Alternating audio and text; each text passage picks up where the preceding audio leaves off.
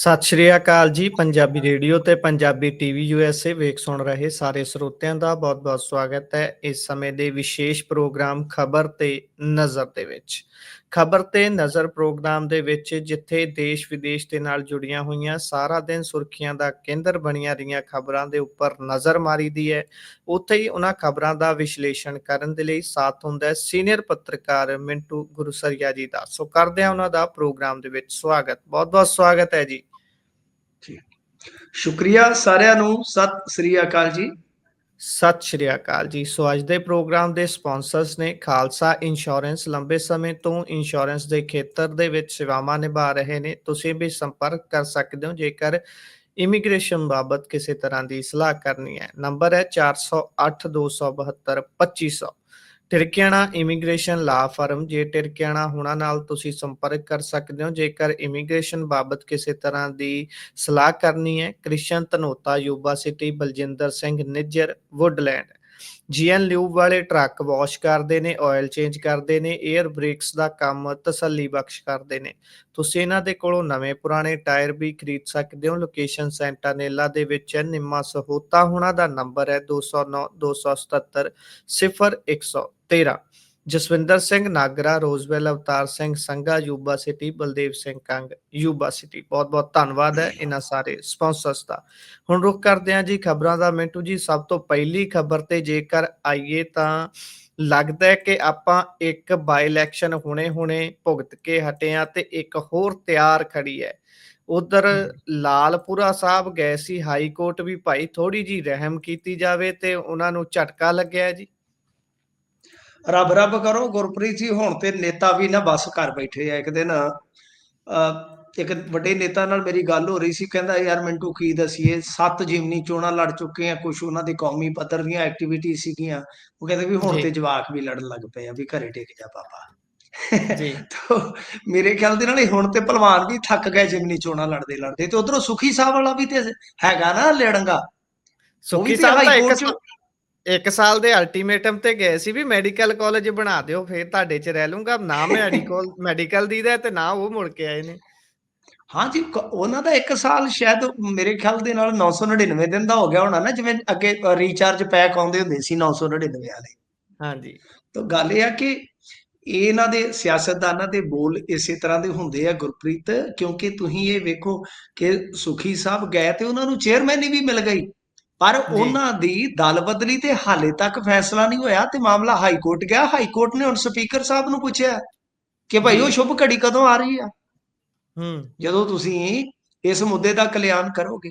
ਤੇ ਜੇ ਉਹ ਹੋ ਗਿਆ, ਕਿਉਂਕਿ 6 ਮਹੀਨੇ ਤੱਕ ਮੰਨ ਲਓ ਜੇ 6 ਮਹੀਨੇ ਇਲੈਕਸ਼ਨ 'ਚ ਰਹਿੰਦੇ ਆ ਉਦੋਂ ਪਹਿਲਾਂ ਕੋਈ ਗੱਲਬਾਤ ਹੋ ਜਾਂਦੀ ਆ। ਅਜੇ ਤਾਂ ਇਲੈਕਸ਼ਨ 'ਚ ਲਗਭਗ 1.5 ਸਾਲ ਆ।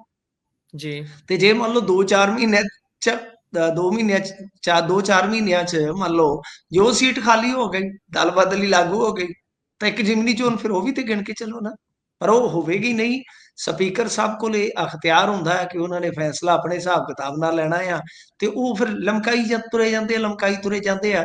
ਭੁਪਿੰਦਰ ਸਿੰਘ ਹੁੱਡਾ ਨੇ ਨਾ ਜਦੋਂ ਲਾਸਟ ਵਾਰੀ ਬਣਿਆ ਸ਼ਾਇਦ ਉਦੋਂ ਦੀ ਗੱਲ ਆ ਕਿ ਭੁਪਿੰਦਰ ਸਿੰਘ ਹੁੱਡਾ ਨੇ ਇਹਨਾਂ ਦੇ ਬੰਦੇ ਚੁਟਾਲਿਆਂ ਦੀ ਤੋੜੇ ਸੀ ਸ਼ਾਇਦ 3 ਕਿ 4 ਸੀ। ਤੁਸੀਂ ਹਿਸਾਬ ਲਾ ਲਓ ਕਿ ਸਪੀਕਰ ਨੇ ਸਾਰੀ ਸਰਕਾਰ ਬੀਤ ਗਈ, ਸਪੀਕਰ ਨੇ ਉਹਨਾਂ ਦੀ ਦਲ ਬਦਲੀ ਤੇ ਫੈਸਲਾ ਹੀ ਨਾ ਲਿਆ। ਉਹ ਕਹਿੰਦਾ ਡੱਬਾਬੰਦੀ ਕੰਮ ਚੱਲੂਗਾ। ਤਾਂ ਇਸੇ ਤਰ੍ਹਾਂ ਭਾਰਤੀ ਰਾਜਨੀਤੀ ਦਾ ਹਾਲ ਆ।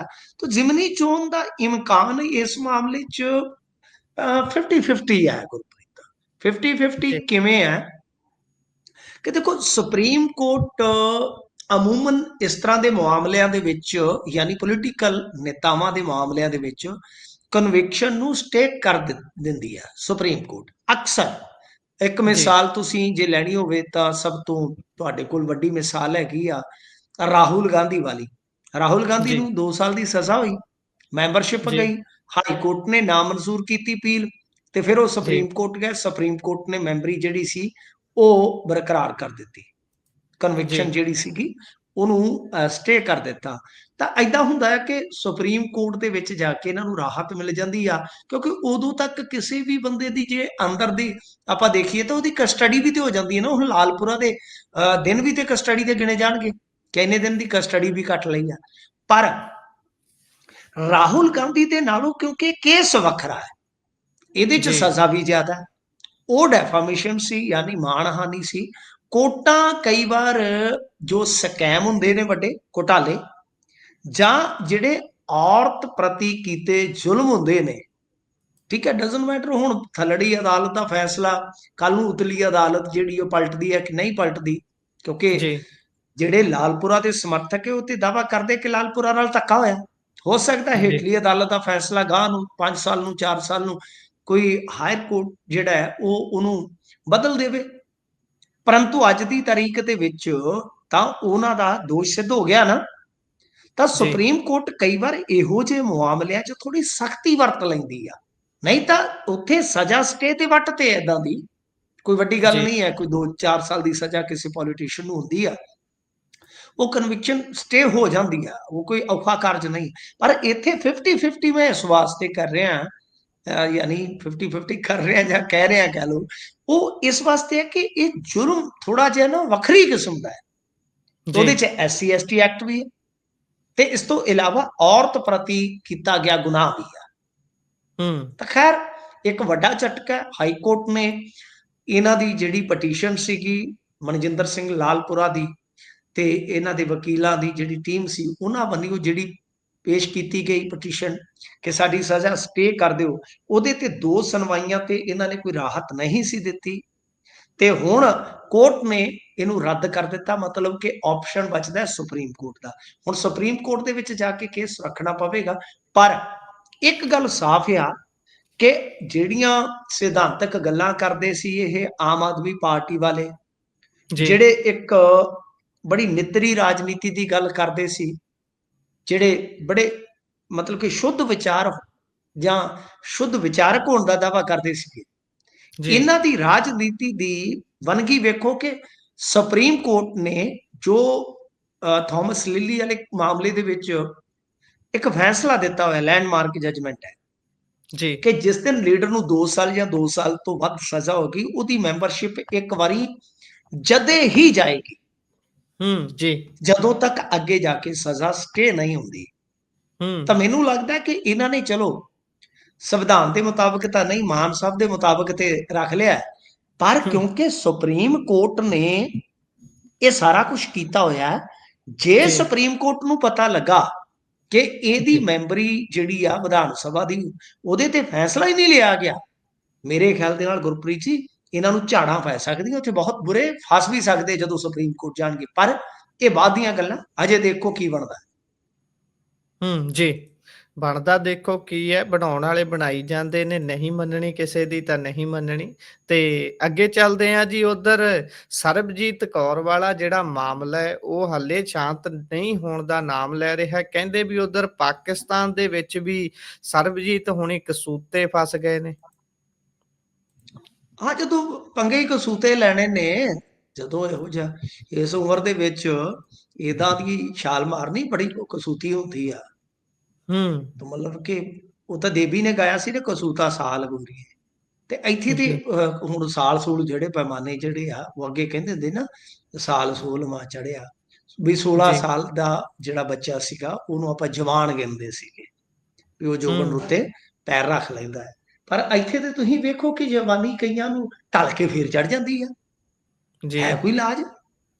ਹੁਣ ਜਿਹੜੀ ਸਰਬਜੀਤ ਕੌਰ ਦਾ ਮਸਲਾ ਹੈ ਜੀ, ਤੇ ਉਹ ਇਹੋ ਆ ਕਿ ਉੱਥੋਂ ਜਿੰਨੀਆਂ ਕੁ ਖਬਰਾਂ ਆ ਰਹੀਆਂ ਨੇ, ਪਹਿਲਾਂ ਤੇ ਅੱਜ ਤੁਸੀਂ ਇੰਡੀਅਨ ਮੀਡੀਆ ਨੂੰ ਦੇਖ ਲਓ, ਜੀ, ਇਹਨਾਂ ਦਾ ਇੱਕ ਅਦਾਰਾ ਜਿਹੜਾ, ਇੱਕ ਹਿੰਦੀ ਅਖਬਾਰ ਤੁਹਾਨੂੰ ਪਤਾ ਹੀ ਹੈ, ਦੈਨਿਕ ਭਾਸਕਰ, ਮੈਂ ਨਾਮ ਵੀ ਲੈ ਦਿੰਦਾ, ਕੁਝ ਪੱਤਰਕਾਰਾਂ ਜੀ, ਨੂੰ ਨਾਂ ਲੈਣ 'ਚ ਥੋੜੀ ਪ੍ਰੋਬਲਮ ਹੁੰਦੀ ਹੈ, ਪਰ ਮੈਂ ਹੂੰ, ਨਾਮ ਲੈ ਦਿੰਦਾ।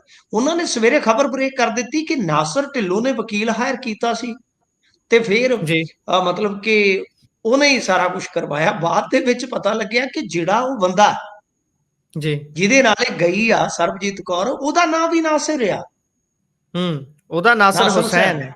ਹਾਂ, ਜੀ, ਤੇ ਆਪਣੇ ਵਾਲੇ ਮੀਡੀਆ ਨੇ ਉਹ ਚੱਕ ਦਿੱਤਾ ਜੀ, ਨਾਸਰ ਜੀ, ਢਿੱਲੋਂ। ਕਮਾਲ ਹੋ ਗਈ ਹੈ ਸਰ, ਏਦਾਂ ਦੀਆਂ ਜੀ, ਗੱਲਾਂ।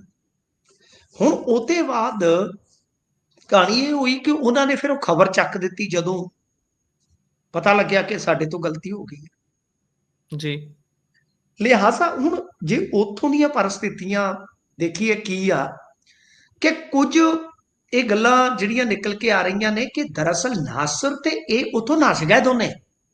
ਜੀ। ਖੁਰੇ ਕਿੰਨਾ ਕੁ ਪਿਆਰ ਬੂੜਾ ਪਾ ਬੈਠੇ ਨੇ ਕਿ ਤੁਸੀਂ ਹਿਸਾਬ ਲਾ ਲਓ ਕਿ ਇਹ ਇੱਥੋਂ ਨੱਸ ਕੇ ਗਈ ਆ, ਉਹ ਉੱਥੋਂ ਨੱਸ ਗਿਆ ਆਪਦੇ ਟੱਬਰ ਚੋਂ। 3 ਬੱਚੇ ਜੀ। ਤੇ ਆਪਦੀ ਪਹਿਲੀ ਘਰਵਾਲੀ ਦੀ ਵੀ ਪਰਵਾਹ ਨਹੀਂ ਕੀਤੀ। ਉਹ ਕਹਿੰਦਾ ਵੀ ਤੈਨੂੰ ਲੈ ਕੇ ਬਾਜ ਬਣ ਜਾਵਾਂ ਤੇ ਕਿਹੜਾ ਸਾਡੀ ਪੈੜ ਕੱਢ ਲੂ। ਹੁਣ ਉਹਦੇ ਮਗਰ ਜੀ। ਏਜੰਸੀਆਂ ਲੱਗ ਗਈਆਂ, ਜੀ। ਉਹਦੇ ਮਗਰ ਏਜੰਸੀਆਂ ਲੱਗ ਗਈਆਂ। ਗੁਰਪ੍ਰੀਤ ਇਹ ਬਹੁਤ ਰੌਲਾ ਟੇਢਾ ਹੋ ਗਿਆ ਪਾਕਿਸਤਾਨ 'ਚ, ਜੀ। ਕਿਉਂਕਿ ਜਿਹੜਾ ਪੰਜਾਬ ਦਾ ਮਾਹੌਲ ਹੈ ਤੁਹਾਨੂੰ ਪਤਾ ਹੈ, ਪੰਜਾਬੀ ਚਾਹੁੰਦੇ ਨੇ ਕਿ ਯਾਰ ਦੋਨਾਂ ਦੇਸ਼ਾਂ ਦੇ ਵਿੱਚ, ਆਮ ਬੰਦਾ ਤਾਂ ਇਹੀ ਚਾਹੁੰਦਾ ਹੈ ਨਾ ਕਿ ਤਲਖੀ ਘਟੇ, ਵੀ ਇਹ ਕੰਮ ਜੀ। ਜਿਹੜਾ ਹੋਇਆ ਉਹ ਤੇ ਸਗੋਂ ਤਲਖੀ ਆਵਾਮ ਦੀ ਵਧਾਉਣ ਵਾਲਾ ਹੈ। ਜੀ।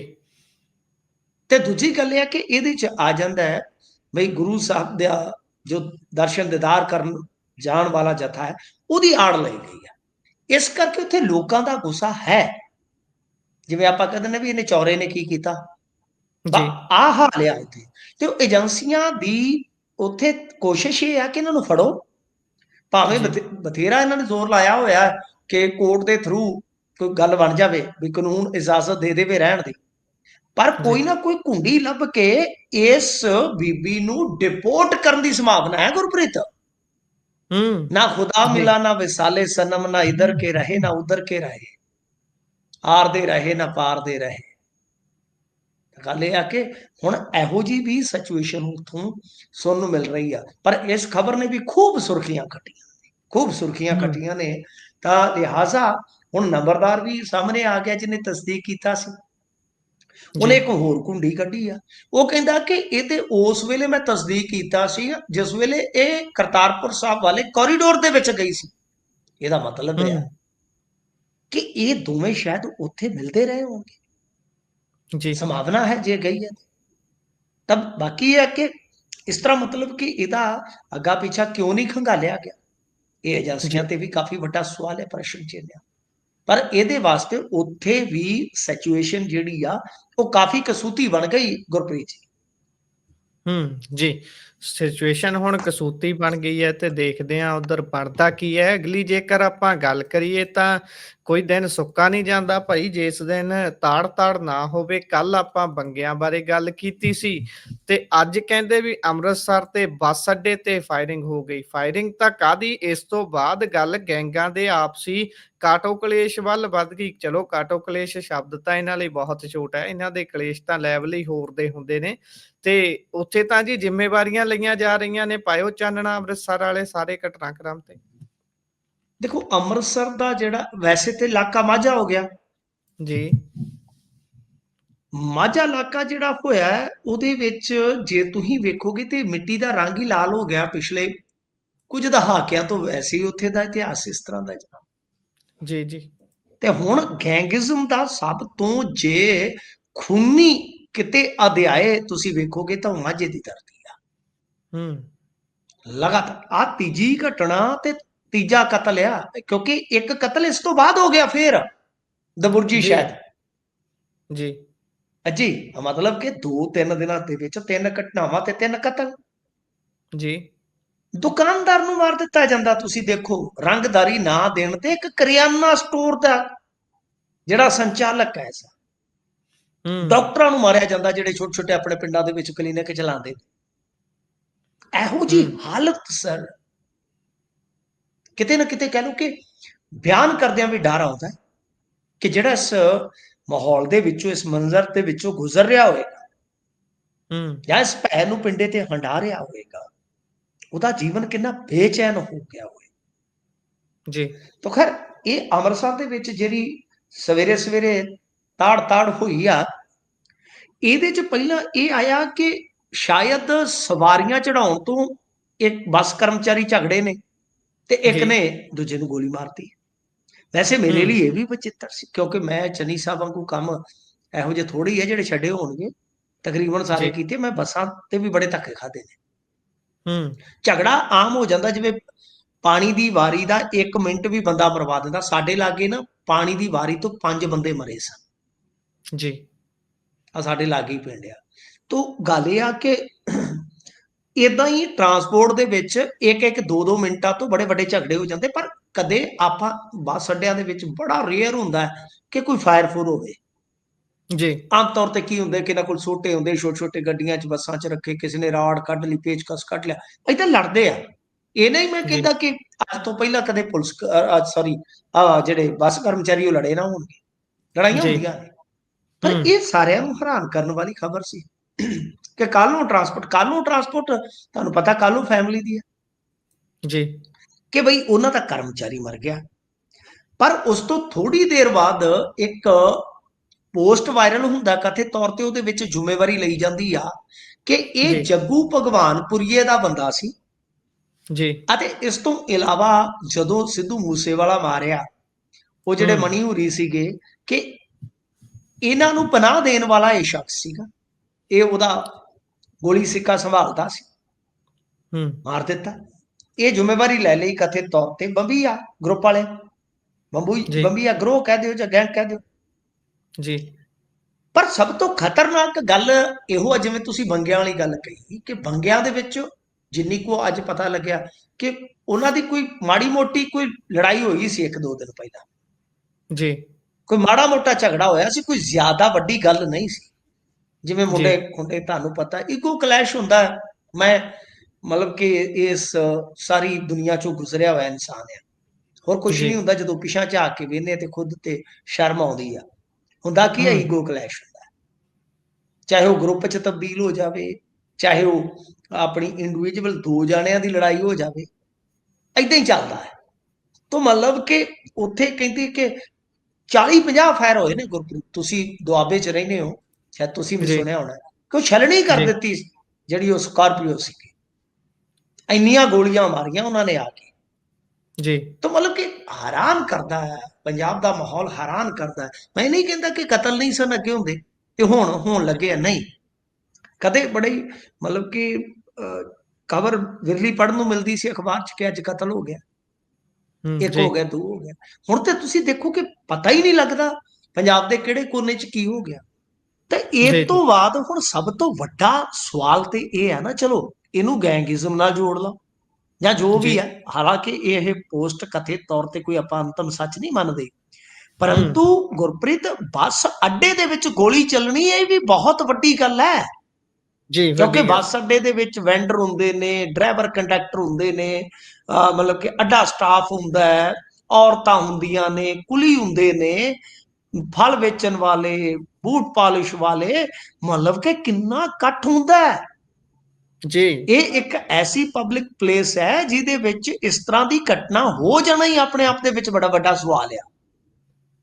ਤੇ ਇਸ ਕਰਕੇ ਜੋ ਸਰਕਾਰ ਹੈ ਉਸ ਨੂੰ ਇਹ ਨਾਕਾਮੀ ਆਪਣੀ ਓਟਣੀ ਚਾਹੀਦੀ ਆ ਕਿ ਤੁਹਾਡੀ ਪੁਲਿਸ ਦਾ, ਤੁਹਾਡੇ ਪ੍ਰਸ਼ਾਸਨ ਦਾ ਡਰ ਮੁੱਕ ਗਿਆ, ਡਰ ਖਤਮ ਹੋ ਗਿਆ। ਕੱਲ ਇੱਕ ਸਾਬਕਾ ਡੀਜੀਪੀ ਨੇ ਆਖਿਆ, ਉਹਨੇ ਆਖਿਆ ਇਹਦਾ ਕੋਈ ਹੱਲ ਹੈ ਨਹੀਂ ਜੀ ਹੁਣ। ਜੀ ਇਹ ਸੁਣਨ ਵਾਲੀ ਗੱਲ ਹੈ, ਮੈਂ ਕੋਈ ਵਕਾਲਤ ਨਹੀਂ ਕਰਦਾ, ਮੈਂ ਕੋਟ ਕਰ ਰਿਹਾ ਇੱਕ ਜੀ ਸਾਬਕਾ ਪੁਲਿਸ ਅਧਿਕਾਰੀ ਨੂੰ। ਉਹਨੇ ਆਖਿਆ ਯੋਗੀ ਮਾਡਲ ਤੋਂ ਬਗੈਰ ਇਹ ਨਹੀਂ ਹੁਣ ਰੁਕਣਾ ਪੰਜਾਬ 'ਚ। ਇਹ ਜੀ ਯੂਪੀ ਵਾਲਿਆਂ ਨੇ ਵੀ ਜ਼ੋਰ ਲਾ ਲਿਆ। ਸੋ ਇਹ ਕਹਾਣੀ ਜਦੋਂ ਇਦਾਂ ਦੀਆਂ ਗੱਲਾਂ ਸੁਣਨ ਨੂੰ ਮਿਲਣ ਲੱਗ ਜਾਣਗੀਆਂ ਨਾ, ਜਦੋਂ ਇਹ ਚਰਚਾਵਾਂ ਚੱਲਣ ਲੱਗ ਜਾਣਗੀਆਂ, ਜਦੋਂ ਕਾਰੋਬਾਰੀਆਂ ਦੇ ਵਿੱਚ ਤੇ ਪਹਿਲਾਂ ਹੀ ਬੜਾ ਡਰ ਦਾ ਸਹਿਮ ਆ, ਜੀ ਤੇ ਉਹ ਜਿਹੜਾ ਸਹਿਮ ਆ, ਜਦੋਂ ਉਹਨੂੰ ਕੋਈ ਚਿਹਰਾ ਮਿਲਣਾ ਸਟਾਰਟ ਹੋ ਗਿਆ, ਕੋਈ ਉਗਰ ਚਿਹਰਾ, ਜੀ ਤੁਸੀਂ ਦੇਖਿਆ ਹੋਣਾ ਰਾਜਾ ਵੜਿੰਗ ਇਹੀ ਟਰਾਈ ਕਰ ਰਹੇ ਸੀ। ਜੀ ਜੀ ਰਾਜਾ ਵੜਿੰਗ ਆਪਣੇ ਆਪ ਨੂੰ ਇੱਕ ਸਾਂਚੇ 'ਚ ਫਿੱਟ ਕਰਨ ਦਾ ਯਤਨ ਕਰ ਰਹੇ ਸੀ। ਉਹ ਸਾਂਚਾ ਕਿਹੜਾ ਕਿ ਜਿੱਥੇ ਉਹਨਾਂ ਚੋਂ ਯੋਗੀ ਦੇਖਿਆ ਜਾਵੇ। ਕਦੇ ਉਹ ਕਹਿੰਦੇ ਸੀ ਜੀ ਮੈਂ ਇਹਨਾਂ ਦੇ ਘਰ ਵਾਲਿਆਂ ਨੂੰ ਚੱਕ ਦੂੰ, ਕਦੇ ਕਹਿੰਦੇ ਜੇਲ੍ਹ ਦੇ ਵਿੱਚ ਸੁੱਟ ਕੇ ਸੱਪ ਛੱਡ ਦੂੰ। ਤਾਂ ਜੀ ਇਹ ਬਿਆਨ ਇਸੇ ਹੀ ਭਾਵਨਾ ਚੋਂ ਨਿਕਲਦੇ ਨਜ਼ਰ ਆਉਂਦੇ ਨੇ। ਇਸ ਕਰਕੇ ਹੂੰ ਇਹ ਕਹਾਣੀ ਜਿਹੜੀ ਆ ਆਮ ਆਦਮੀ ਪਾਰਟੀ ਨੂੰ ਛੇਤੀ ਸਮਝਣੀ ਚਾਹੀਦੀ ਆ ਕਿ ਤੁਹਾਡੇ ਹੱਥੋਂ ਇਹ ਚੀਜ਼ ਜਿਹੜੀ ਆ ਬਹੁਤ ਤੇਜ਼ੀ ਨਾਲ ਕਰ ਰਹੀ ਆ, ਵਕਤ ਬਹੁਤ ਤੇਜ਼ੀ ਨਾਲ ਕਰ ਰਿਹਾ ਹੈ। ਜੀ ਜੋਗੀ ਜੋਗੀ ਕਰਦੇ ਸਾਰੇ ਨੇ, ਪਰ ਜੋਗੀ ਮਾਡਲ ਦੀ ਗੱਲ ਜਦੋਂ ਦੇਖਦੇ ਆ, ਉਹ ਤਾਂ ਇੱਕ ਸਟੇਟ ਦਾ ਕ੍ਰਾਈਮ ਹੋ ਗਿਆ, ਇੱਕ ਆਮ ਲੋਕਾਂ ਦਾ ਕ੍ਰਾਈਮ ਹੋ ਗਿਆ। ਜੋਗੀ ਵੀ ਤਾਂ ਉਹੀ ਕਰ ਰਿਹਾ ਹੈ। ਪਰ ਚਲੋ ਖੈਰ ਅੱਗੇ ਚੱਲਦੇ ਆ, ਉਹ ਕਿਸੇ ਹੋਰ ਦਿਨ ਆਪਾਂ ਉਸ ਤੇ ਚਰਚਾ ਕਰ ਸਕਦੇ ਆ। ਉਧਰ ਸੀਐਮ ਹੁਣੀ ਨਾਰਥ ਜ਼ੋਨਲ ਕਾਉਂਸਲ ਦੀ ਮੀਟਿੰਗ ਤੋਂ ਆ ਕੇ ਜਿਹੜੀ ਪ੍ਰੈਸ ਕਾਨਫਰੰਸ ਕੀਤੀ ਹੈ, ਨਾਲ ਕੈਪ ਸੈਨਾ ਹੁਣੀ ਬੈਠੇ ਸੀ। ਕੀ ਕੁਝ ਆਖ ਰਹੇ ਨੇ? ਕਹਿੰਦੇ ਵੀ ਕੋਈ ਤਾਂ ਚੰਡੀਗੜ੍ਹ ਮੰਗੀ ਜਾਂਦਾ ਤੇ ਕੋਈ SYL। ਦੇਖੋ ਉਹਨਾਂ ਨੇ ਜਿਹੜੀ ਗੱਲ ਕਹੀ ਹੈ ਕਿ ਮੀਟਿੰਗ ਦੇ ਵਿੱਚ ਬੋਲਦੇ ਆ ਕਿ ਨਹਿਰ ਬਣਾ ਦਿਓ, ਜੀ। ਪਰ ਉਹਦੇ ਵਿੱਚ ਹੁਣ ਉਹ ਕਹਿੰਦੇ ਕਿ ਪਾਣੀ ਦੀ ਜਗ੍ਹਾ ਜੂਸ ਛੱਡ ਦਈਏ। ਗੱਲਾਂ ਬੜੀਆਂ ਟਿਕਾ ਕੇ ਕਰਦੇ ਨੇ। ਹੂੰ। ਉਹ ਕਹਿੰਦੇ ਵੀ ਰਿਵਾਲਵਰ ਦੇ ਦਿਓ, ਉਹਦੇ ਵਿੱਚ ਕਾਰਤੂਸ ਨਾ ਹੋਣ, ਤਾਂ ਉਹਦਾ ਕੀ ਜੀ, ਫਾਇਦਾ? ਪੰਜਾਬ ਨੇ ਹਰਿਆਣੇ ਨੂੰ ਮਾਨਵਤਾ ਦੇ ਆਧਾਰ ਤੇ ਪਾਣੀ ਦਿੱਤਾ ਹੈ, ਕਿਉਂਕਿ ਜੀ। ਅਸੀਂ ਭਾਈ ਕਨ੍ਹਈਆ ਦੇ ਵਾਰਿਸ ਹਾਂ। ਮਤਲਬ ਹੂੰ। ਮਾਨਵਤਾ ਦੇ ਨਾਮ ਤੇ ਉਹਨਾਂ ਨੇ ਕਿਹਾ ਕਿ ਜਿੰਨਾ ਪਾਣੀ ਦੇਣਾ ਸੀ ਤੁਹਾਨੂੰ ਦੇ ਦਿੱਤਾ ਆ, ਹੁਣ ਸਾਡੇ ਕੋਲ ਹੈ ਨਹੀਂ ਜੇ ਕੁਝ ਵੀ। ਜੀ।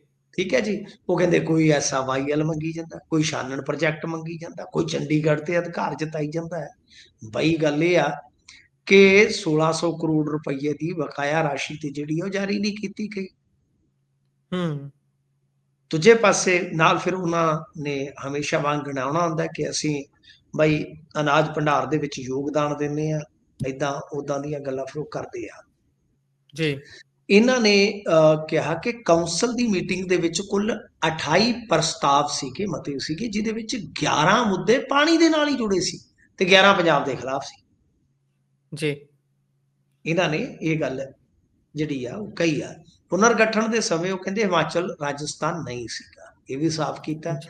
ਫਿਰ ਇਹ ਬੋਲੇ ਕਿ ਪੰਜਾਬ ਯੂਨੀਵਰਸਿਟੀ ਤੋਂ ਹਰਿਆਣਾ ਪਹਿਲਾਂ ਹੀ ਅੱਡ ਹੋ ਚੁੱਕੇ। ਤੁਹਾਨੂੰ ਮੈਂ ਪਹਿਲਾਂ ਹੀ ਆਗਾਹ ਕੀਤਾ ਸੀਗਾ ਕਿ ਇਹ ਮਸਲਾ ਉੱਠਣਾ ਹੀ ਜੀ। ਉੱਠਣਾ। ਤਾਂ ਦੇਖ ਲਓ ਜੀ। ਜੀ। ਹਰਿਆਣੇ ਨੇ ਹਿੱਸੇਦਾਰੀ ਮੰਗੀ ਆ।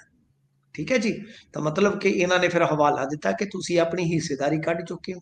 ਕੁਰੂਕਸ਼ੇਤਰ ਜੀ। ਯੂਨੀਵਰਸਿਟੀ ਤੁਹਾਡੀ ਜਿਹੜੀ ਆ ਉਹਦਾ ਸਟੈਂਡਰਡ ਯਾਨੀ ਰੈਂਕਿੰਗ ਜਿਹੜੀ ਆ ਉਹ A+ ਆ। ਤੁਹਾਨੂੰ ਕੀ ਜ਼ਰੂਰਤ ਜੀ। ਹੈ ਬਈ? ਹੂੰ। ਗੱਲ ਇਹ ਆ ਕਿ ਇਹਨਾਂ ਨੇ ਇਸ ਤਰ੍ਹਾਂ ਪ੍ਰੈਸ ਕਾਨਫਰੰਸ ਤੇ ਕੀਤੀ ਹੈ। ਚਲੋ ਮਾਨ ਸਾਹਿਬ ਇਹਨਾਂ ਮੁੱਦਿਆਂ ਤੇ ਬੋਲੇ ਆ, ਉੱਥੇ ਵਧੀਆ ਬੋਲੇ ਆ। ਆਪਾਂ ਜਿਵੇਂ ਜੀ। ਕੱਲ ਡਿਟੇਲਡ ਕਹਿੰਦੇ ਸੀ ਕਿ ਜਾਣਕਾਰੀ ਨਿਕਲੂਗੀ ਤੇ ਆਪਾਂ ਫਿਰ ਗੱਲ ਕਰਾਂਗੇ। ਉਹ ਠੀਕ ਆ, ਜੀ। ਹੱਕ ਵੀ ਇਸ ਤਰ੍ਹਾਂ ਹੀ ਬਣਦਾ। ਬਈ ਜੇ ਪੰਜਾਬ ਦੇ ਲੋਕਾਂ ਨੇ ਤੁਹਾਨੂੰ ਚੁਣਿਆ ਤੇ ਜੇ ਤੁਸੀਂ ਹਿੱਕ 'ਚ ਹੀ ਨਾ ਵੱਜੇ ਤੇ ਫਿਰ ਗੱਲ ਕਾਹਦੀ ਆ? ਸਵਾਦ ਕਾਹਦਾ ਫਿਰ ਪੰਜਾਬੀ ਹੋਣ ਦਾ ਤੇ ਮੁੱਖ ਮੰਤਰੀ ਹੋਣ ਦਾ? ਠੀਕ ਆ, ਵੱਜੋ ਇੱਕ ਦੇ ਵਿੱਚ, ਤੁਹਾਡੇ ਨਾਲ ਖਲੋਤੇ ਆ। ਪਰ ਮੈਂ ਅੱਜ ਆਪਦੇ ਪੇਜ ਤੇ ਵੀ 2 ਕਿ 3 ਲਾਈਨਾਂ ਦੀ ਇੱਕ ਖਬਰ ਦੀ ਕਟਿੰਗ ਪਾਈ ਸੀਗੀ ਗੁਰਪ੍ਰੀਤ। ਜੀ। ਜੇ ਕੋਈ ਵੀ ਜਾਣਨਾ ਚਾਹੇ ਜਾ ਕੇ ਉੱਥੇ ਵੇਖ ਸਕਦਾ ਸਵੇਰ ਟਾਈਮ। ਉਹ ਜੀ। ਪੰਜਾਬੀ ਟ੍ਰਿਬਿਊਨ ਦੀ ਜਿਹੜੀ ਸਫਾ ਬਾਕੀ ਹੁੰਦੀ ਆ, ਪਹਿਲੇ ਸਫੇ ਦੀ ਬਾਕੀ ਹੁੰਦੀ ਆ, ਉਹਦੀ ਇੱਕ ਕਟਿੰਗ ਹੈ। ਜੀ। ਉਹਦੇ ਵਿੱਚ ਖੁਦ ਮੁੱਖ ਮੰਤਰੀ ਦੇ ਹਵਾਲੇ ਨਾਲ ਆ ਕਿ ਕੇਂਦਰ ਨੇ ਸਾਥੋਂ ਫਿਰੋਜ਼ਪੁਰ, ਹਰੀਕੇ ਤੇ ਰੋਪੜ ਹੈਡਵਰਕਸ ਦਾ ਕੰਟਰੋਲ ਲੈ ਲਿਆ। ਜੀ। ਸਾਥੋਂ ਕੰਟਰੋਲ ਲੈ ਕੇ BBMB ਨੂੰ ਦੇ ਦਿੱਤਾ ਹੈ। ਜਾਂ ਤਾਂ ਇਸ ਖਬਰ ਦਾ ਖੰਡਨ ਕੀਤਾ ਜਾਵੇ ਜੀ। ਤੇ ਜਾਂ ਫਿਰ ਇਹ ਦੱਸਿਆ ਜਾਵੇ ਕਿ ਕਿਸ ਸਰਕਾਰ 'ਚ ਹੋਇਆ। ਜੀ। ਤੇ ਜੇ ਤੁਹਾਡੀ ਸਰਕਾਰ 'ਚ ਹੋਇਆ ਤੇ ਬੜੇ ਬੀਬੇ ਸੋ ਤੁਸੀਂ, ਜਿਹੜੀਆਂ ਚੁੱਪ-ਚਾਪ ਚਾਬੀਆਂ ਫੜਾਤੀਆਂ। ਤੇ ਫਿਰ BBMB ਤੇ ਬਹਿ ਕੇ ਉੱਥੇ ਧਰਨਾ ਦੇਣ ਦਾ ਵਿਖਾਵਾ ਕੀ ਹੈ? ਜੀ। ਜੇ ਕਿਸੇ ਹੋਰ ਸਰਕਾਰ ਨੇ ਇਹ ਕੰਟਰੋਲ ਦਵਾਇਆ ਤੇ ਤੁਸੀਂ ਉਹ ਵੀ ਦੱਸੋ ਕਿ ਇਹ ਡੈਮ ਸੇਫਟੀ ਐਕਟ ਦੇ ਤਹਿਤ ਹੋਇਆ ਸਾਰਾ ਕੁਝ। ਜੇ ਹੋਇਆ ਜੀ। ਤੇ ਉਹ ਤੇ ਤੁਹਾਡੇ ਹੁੰਦਿਆਂ ਹੀ ਆਇਆ, ਉਹਦਾ ਤੁਸੀਂ ਵਿਰੋਧ ਕਿਉਂ ਨਹੀਂ ਕੀਤਾ? ਇਹ ਬੜੇ ਵੱਡੇ ਸਵਾਲ ਆ। ਇਹ ਵੀ ਮਾਨ ਸਾਹਿਬ ਨੂੰ ਕਲੀਅਰ ਕਰਨਾ ਚਾਹੀਦਾ। ਠੀਕ ਆ, PU ਦੇ ਮਾਮਲੇ ਤੇ, SYL ਦੇ ਮੁੱਦੇ ਤੇ ਉਹ ਜੋ ਕਹਿ ਰਹੇ ਨੇ, ਹਾਲਾਂਕਿ ਠੀਕ ਆ, ਮੇਰਾ ਸਟੈਂਸ ਬਿਲਕੁਲ ਅਲੱਗ ਆ ਕਿ ਇਹ ਲੜਾਈ ਜਿਹੜੀ ਪਾਣੀਆਂ ਦੀ ਆ ਉਹ ਨਹੀਂ ਕਿਸੇ ਹੋਰ ਦਿਸ਼ਾ 'ਚ ਫਿਰਦੇ ਆ। ਇਹਦੀ ਅਸਲ ਜਿਹੜੀ ਜੜ ਤੇ ਅਸਲ ਜਿਹੜਾ ਸਾਡਾ ਮਕਸਦ ਹੋਣਾ ਚਾਹੀਦਾ ਉਹ ਕੋਈ ਵੱਖਰਾ। ਠੀਕ ਹੈ ਨਾ ਜੀ। ਨਾ ਤਾਂ ਸਾਨੂੰ ਜੀ। ਬਹੁਤਿਆਂ ਨੂੰ ਇਸ ਲੜਾਈ ਦੀ ਜੜ ਦਾ ਪਤਾ ਹੈ ਤੇ ਨਾ ਸਾਨੂੰ ਆਪਦੇ ਮਕਸਦ ਦਾ ਪਤਾ ਕਿ ਕੀ ਹੋਣਾ ਚਾਹੀਦਾ। ਕਿ ਸਾਡੀ ਮਾਲਕੀਅਤ ਤੇ ਪਹਿਲਾਂ ਤੈਅ ਹੋਣੀ ਚਾਹੀਦੀ ਹੈ, ਫਿਰ ਗੱਲਾਂ ਵੱਧਦੀਆਂ ਨੇ। ਤਾਂ ਗੱਲ ਇਹ ਆ ਹੂੰ। ਕਿ CM ਸਾਹਿਬ ਚਲੋ ਜਿਹੜੇ ਪੰਜਾਬ ਨਾਲ ਜੁੜੇ ਮੁੱਦੇ ਆ ਜਿਨ੍ਹਾਂ ਤੇ ਉਹ ਸਟੈਂਡ ਲੈ ਰਹੇ ਆ, ਮੈਂ ਉਹਨਾਂ ਦੇ ਨਾਲ ਸਹਿਮਤ ਆ। ਮੈਂ ਬਿਲਕੁਲ ਉਸ ਗੱਲ ਲਈ ਇਹਨਾਂ ਨੂੰ ਸਲਾਹੁਤਾ ਵੀ ਦਿੰਦਾ। ਪਰ ਇਹ ਜੀ। ਜਿਹੜੀ ਖਬਰ ਦੀਆਂ 2-3 ਲਾਈਨਾਂ ਨੇ ਸਾਰੇ ਸਾਨੂੰ ਵਿਚਲਿਤ ਕਰਦੀਆਂ, ਬੇਚੈਨ ਕਰਦੀਆਂ ਨੇ ਜੀ। ਕਿ ਬਈ ਇਹਦਾ ਵੀ ਸਪਸ਼ਟੀਕਰਨ, ਇਹਦਾ ਵੀ ਜਵਾਬ ਸਰਕਾਰ ਬਣੀ। ਮੈਂ ਨਹੀਂ ਕਹਿੰਦਾ ਕਿ ਮੇਰੀ ਗੱਲ ਦਾ ਜਵਾਬ ਮਾਨ ਸਾਹਿਬ ਦੇਣ, ਨਹੀਂ, ਸਾਡੀ ਜੀ। ਕੋਈ ਤੌਫੀਕ ਨਹੀਂ ਇੰਨੀ ਜਾਂ ਸਾਡੀ ਕੋਈ ਔਕਾਤ ਨਹੀਂ ਅਸੀਂ ਚੀਫ ਮਿਨਿਸਟਰ ਨੂੰ ਕਹੀਏ ਕਿ ਉਹ ਆਪ ਆ ਕੇ ਸਾਡੀ ਗੱਲ ਦਾ ਜਵਾਬ ਦੇਣ। ਨਹੀਂ, ਗੱਲ ਇਹ ਆ ਕਿ ਉਹਨਾਂ ਦਾ ਕੋਈ ਵੀ ਨੁਮਾਇੰਦਾ, ਕੋਈ ਵੀ ਸਰਕਾਰ ਦਾ ਅਫਸਰ ਇਸ ਗੱਲ ਨੂੰ ਕਲੀਅਰ ਤੇ ਕਰੇ ਨਾ ਕਿ ਜੇ ਤੇ ਇਹ ਖਬਰ ਜੀ। ਝੂਠੀ ਹੈ ਤੇ ਤਾਂ ਠੀਕ ਆ, ਤੇ ਜੇ ਇਹ ਖਬਰ ਸੱਚੀ ਆ ਤੇ ਫਿਰ ਇਹ ਗੱਲ ਸਾਰੀ ਖੋਲ ਕੇ ਤੇ ਦੱਸੋ ਕਿ ਸਾਡਾ ਹਰੀਕੇ ਤੇ ਹੈਡਵਰਕਸ ਦਾ ਕੰਟਰੋਲ ਵੀ ਉਹ ਲੈ ਗਏ ਨੇ। ਹੂੰ। ਜੀ। ਜੀ। ਸੋ ਇਸ ਤੋਂ ਅਗਲੀ ਜੇਕਰ ਗੱਲ ਕਰੀਏ ਤਾਂ ਉਧਰ ਇੰਸਪੈਕਟਰ ਸੀਤਾਰਾਮ ਜੇਲ੍ਹ ਦੇ ਵਿੱਚ ਮਰਿਆ ਜੀ। ਦੇਖੋ ਸੀਤਾਰਾਮ ਤੇ ਦੋਸ਼ ਸੀਗਾ, ਇੱਕ ਇਹਨਾਂ ਨੇ ਫੇਕ ਐਨਕਾਊਂਟਰ ਕੀਤਾ ਸੀਗਾ। ਐਨਕਾਊਂਟਰ ਤੇ ਪਤਾ ਨਹੀਂ ਇਹਨਾਂ ਨੇ ਕਿੰਨੇ ਕੀਤੇ ਹੋਣੇ ਆ, ਉਸ ਵੇਲੇ ਕੋਈ ਇੱਕ ਥੋੜੀ ਨਾ ਕੀਤਾ ਹੋਏਗਾ।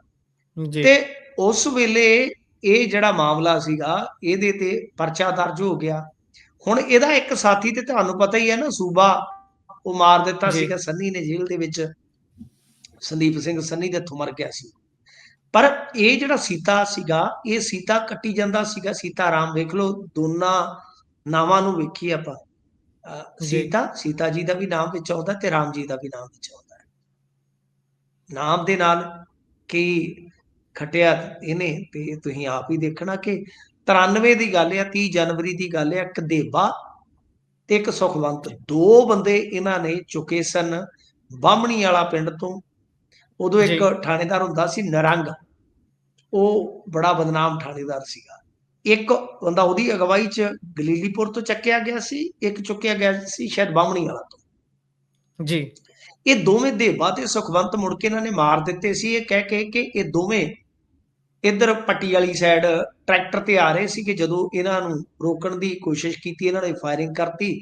ਜਵਾਬੀ ਫਾਇਰਿੰਗ ਦੇ ਵਿੱਚ ਇਹ ਮਾਰੇ ਗਏ। ਜੀ, ਅੱਛਾ, ਇਹਨਾਂ ਦੋਨਾਂ ਹੀ ਲਾਸ਼ਾਂ ਦਾ ਅੰਤਮ ਸੰਸਕਾਰ ਜਿਹੜਾ ਸੀਗਾ ਉਹ ਇਹਨਾਂ ਨੇ ਲਾਵਾਰਸ ਕਹਿ ਕੇ ਕਰ ਦਿੱਤਾ ਸੀਗਾ।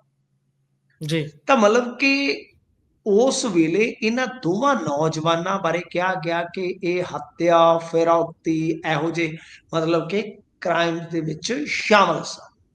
ਪਰ ਬਾਅਦ ਦੇ ਜੀ, ਵਿੱਚ ਇਹ ਮਾਮਲਾ ਤਫਤੀਸ਼ ਚੋਂ ਗੁਜ਼ਰਿਆ, ਜਾਂਚ ਪੜਤਾਲ ਚੋਂ ਗੁਜ਼ਰਿਆ, ਪਰਚਾ ਦਰਜ ਹੋਇਆ ਤੇ ਫਿਰ ਚੱਲਦਾ ਚੱਲਦਾ ਇੱਥੋਂ ਤੱਕ ਪਹੁੰਚਿਆ ਕਿ ਸੀਬੀਆਈ ਕੋਰਟ ਨੇ ਇਹਨਾਂ ਨੂੰ ਸਜ਼ਾ ਸੁਣਾ ਦਿੱਤੀ ਸੀਗੀ। ਜੀ, ਜਿੱਥੇ ਹੁਣ ਸਜ਼ਾ ਦੇ ਦੌਰਾਨ ਹੀ ਇਹਨੇ ਦਮ ਤੋੜ ਦਿੱਤਾ। 80 ਸਾਲ ਦਾ ਹੋ ਗਿਆ ਸੀ ਸੀਤਾਰਾਮ ਤੇ ਉਦਾਂ ਹੀ ਬੁੱਢਾ ਹੋਇਆ ਪਿਆ ਸੀਗਾ। ਮੈਂ ਤਾਂ ਹੀ ਕਹਿੰਦਾ ਹੁੰਦਾ ਕਿ ਦੇਖੋ ਗੱਲ ਇਹ ਆ ਕਿ ਜਦੋਂ ਇਸ ਤਰ੍ਹਾਂ ਦੀ ਉਮਰ ਦੇ ਵਿੱਚ ਨਾ ਕੈਦ ਕੱਟਣੀ ਪੈ ਜਾਵੇ, ਇਹ ਵੀ ਇੱਕ ਵੱਖਰੀ ਸਜ਼ਾ, ਚਾਹੇ 10 ਸਾਲਾਂ ਦੀ, 20 ਸਾਲਾਂ ਦੀ, ਜਿੰਨੀ ਮਰਜ਼ੀ ਹੋਵੇ। ਪਰ ਜੀ, ਇੱਥੇ ਇਹਨਾਂ ਦਾ ਜਿਹੜਾ ਮਾਮਲਾ ਸੀਗਾ, ਜਿਹੜੇ ਪੁਲਿਸ ਕਰਮੀ ਸੀਗੇ, ਇਹਦੇ ਵਿੱਚ ਕਾਫੀ ਵੱਡੀ ਇਹਨਾਂ ਨੂੰ ਸਜ਼ਾ ਦਿੱਤੀ ਗਈ ਸੀਗੀ। ਇੱਕ ਤੇ ਸ਼ਾਇਦ ਮੇਰੇ ਖਿਆਲ ਦੇ ਨਾਲ ਪੁਲਿਸ ਵਾਲਾ ਸੀ, ਉਹਨੂੰ 5 ਸਾਲ ਦੀ ਸੀ, ਇਹਨਾਂ ਨੂੰ ਜ਼ਿਆਦਾ ਸੀਗੀ ਸਜ਼ਾ। ਤਾਂ ਖੈਰ ਜੀ, ਇਹ ਸੀਤਾਰਾਮ ਇੱਕ ਗੁੰਮਨਾਮੀ ਦੀ ਮੌਤ ਜਿਹੜੀ ਹੈ ਉਹ ਮਰਿਆ। ਪਟਿਆਲਾ ਜੇਲ੍ਹ ਦੇ ਵਿੱਚ ਇਹ ਬੰਦ ਸੀਗਾ, ਇਹਦੀ ਵੀ ਮੌਤ ਹੋ ਗਈ ਆ। ਜੀ। ਸੋ ਅਗਲੀ ਜੇਕਰ ਆਪਾਂ ਗੱਲ ਕਰੀਏ ਤਾਂ ਚੰਡੀਗੜ੍ਹ ਪ੍ਰਸ਼ਾਸਨ ਤੱਕ ਪਹੁੰਚ ਗਿਆ, ਕਹਿੰਦੇ ਕੂੜਾ ਮਾਮਲਾ, ਢੋਲ ਵਜਾਈ ਜਾਂਦੇ ਨੇ ਉੱਥੇ।